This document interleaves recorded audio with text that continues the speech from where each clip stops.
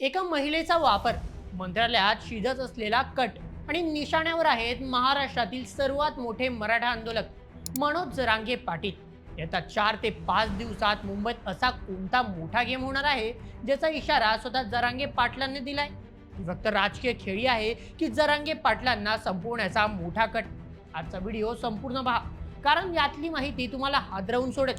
मित्रांनो, शिवजयंतीच्या निमित्ताने हिंगोली जिल्ह्यातील कामठा फाटा इथे एक भव्य कार्यक्रम आयोजित करण्यात आला होता. या कार्यक्रमात मनोज जरांगे पाटील यांचे भाषण झाले. पण हे भाषण नेहमीसारखे फक्त आरक्षणापुरते मर्यादित नव्हते. या एकाच भाषणातून जरांगे पाटलांनी असे काही बॉम्ब टाकले आहेत ज्यामुळे संपूर्ण महाराष्ट्राच्या राजकीय वर्तुळात मोठी खळबळ उडाली आहे. आजच्या व्हिडिओमध्ये आपण जरांगे पाटलांच्या या भाषणातील 3 सर्वात मोठ्या आणि महत्त्वाच्या मुद्द्यांचे ऑपरेशन करणार आहोत. पहिला, त्यांच्या विरोधात रचला जाणारा स्टिंग ऑपरेशनचा कट. दुसरा, शक्तीपीठ महामार्गाला विरोध करणारे शेतकरी. आणि तिसरा, अजित पवारांच्या विमान अपघाताबाबत त्यांनी घेतलेली धक्कादायक भूमिका. मग सुरुवात करूया आजच्या व्हिडिओला. मनोज जरांगे पाटील यांनी उघडपणे असा दावा केला आहे की त्यांच्या विरोधात मुंबईत एका मोठ्या स्टिंग ऑपरेशनचा कट रचला जात आहे. आणि हे सगळे कुठे शिजतंय? तर थेट राज्याच्या सत्ता केंद्रात म्हणजेच मंत्रालयात. जरांगे पाटील म्हणाले की येत्या 4 ते 5 दिवसात मुंबईत माझ्या विरुद्ध एक मोठी खेळी होणार आहे. आणि सर्वात धक्कादायक गोष्ट म्हणजे या गटात एका महिलेचाही समावेश असल्याची पक्की माहिती मला मिळाली आहे. मित्रांनो, विचार करा, एका मोठ्या जननेत्याला बदनाम करण्यासाठी हनी ट्रॅप किंवा फेक स्टिंग ऑपरेशनचा वापर करण्याची चर्चा महाराष्ट्राच्या राजकारणात किती गंभीर आहे. पण जरांगे पाटील इथेच थांबले नाहीत. त्यांनी विरोधकांना थेट आणि खुलं आव्हान दिले. जरांगे पाटील म्हणाले, मी कोणासाठी काम करतो? तर फक्त आणि फक्त गरिबांच्या लेकरांसाठी आणि माझ्या मराठा समाजासाठी. त्यामुळे जर कोणी मला घाबरवण्याचा किंवा ब्लॅकमेल करण्याचा प्रयत्न करत असेल तर त्याचा माझ्यावर काहीही परिणाम होणार नाही. त्यांनी पुढे असाही इशारा दिला की आमची यंत्रणा सुद्धा कमी नाही. आमचेही डोळे आणि कान उघडे आहेत. त्यांनी कोणाचेही थेट नाव घेतले नाही, पण कट का रचला जातोय हे सर्वांना माहीत आहे असं म्हणत त्यांनी अप्रत्यक्षपणे सत्ताधाऱ्यांकडे बोट दाखवले आहे.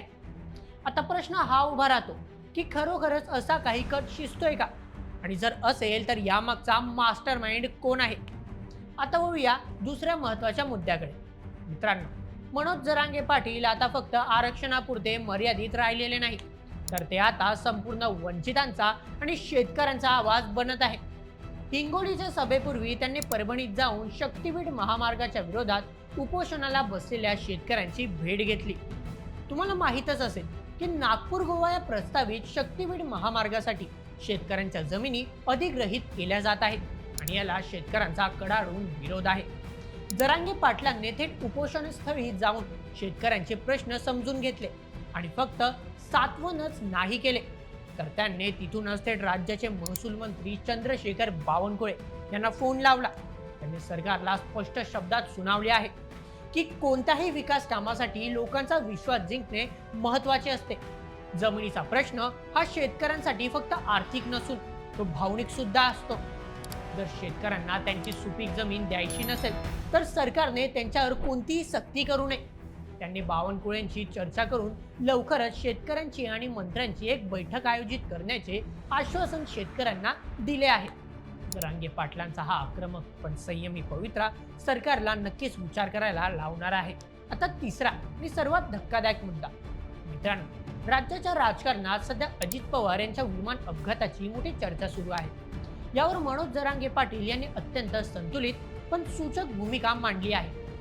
जेव्हा त्यांना या अपघाताबाबत विचारण्यात आले तेव्हा ते म्हणाले की पवार कुटुंबियांना जर या प्रकरणाची सखोल चौकशी हवी असेल तर ती झालीच पाहिजे. त्यांनी एक अत्यंत महत्त्वाचे विधानही केले की सध्या या अपघाताबाबत जी काही माहिती समोर येत आहे त्यावरून अनेकांच्या मनात शंका निर्माण होत आहे. जरांगे पाटलांचे विधान खूप काही सांगून जाते. कोणताही निष्कर्ष गाठण्यापूर्वी सत्य परिस्थिती आणि तपास पूर्ण होणे गरजेचे असते असे ते म्हणाले. एकंदरीत जरांगे पाटलांनी या संवेदनशील विषयावर भाष्य करून आपण राज्याच्या प्रत्येक घडामोडीवर बारीक लक्ष ठेवून आहोत हेच पुन्हा एकदा दाखवून दिले.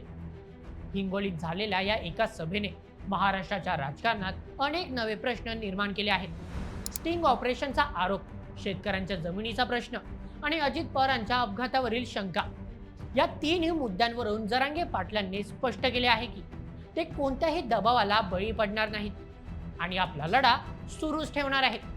पण आता खरी उत्सुकता या गोष्टीची आहे की येत्या 4 ते 5 दिवसात मुंबईत खरंच काही घडणार आहे का? मला काय वाटतं मित्रांनो, जरांगे पाटलांवर खरंच असा कोणता ट्रॅप लावला जाऊ शकतो का? तुमचे मत आम्हाला कमेंटमध्ये नक्की कळवा आणि अशाच व्हिडिओसाठी सबस्क्राईब करा बोल MH आपल्या यूट्यूब चॅनलला। धन्यवाद।